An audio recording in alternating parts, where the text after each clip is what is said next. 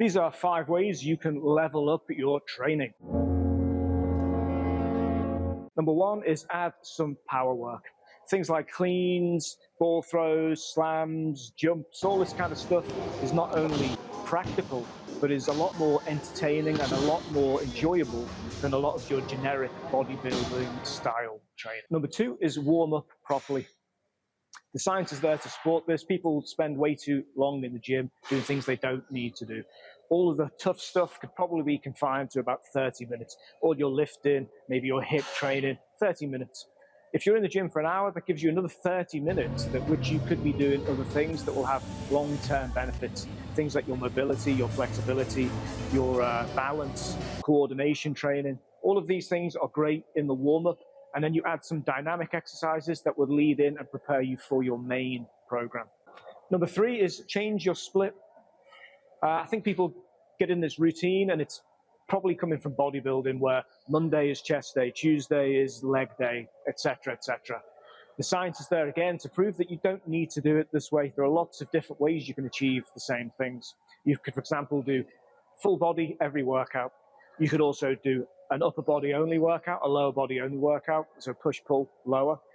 You could do a cardio day and then a full body. You can mix it in so many different ways as long as you hit a certain set of rules. But one of the most important things is when you're training or changing your split is don't train things that are already sore. This is where the planning and the smarts come in.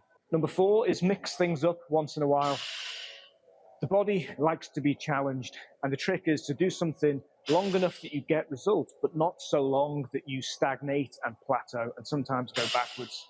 This is where you need to add different kind of stimuluses into your workouts. For example, you could focus on a strong base of traditional kind of exercises, but then you could add to those, for example, right, well, I'm going to add some longer distance runs to this. And then next time you say, I'm going to keep that strong base, but add some short distance runs.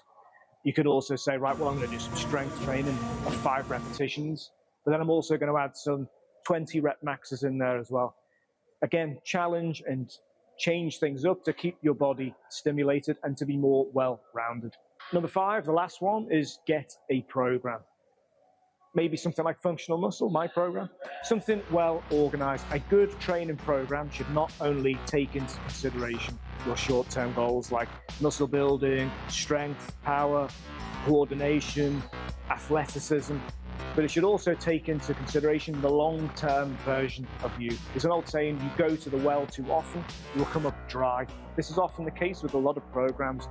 They focus on the short term and getting you there as quickly and as aggressively as possible, but with the risk of leaving you a shadow of your former self when you go into your older, more experienced years. So learn from these kind of mistakes that a lot of people made along the way and focus on things that are sustainable, that you get results, but also basically intelligent training. Train smarter, not harder.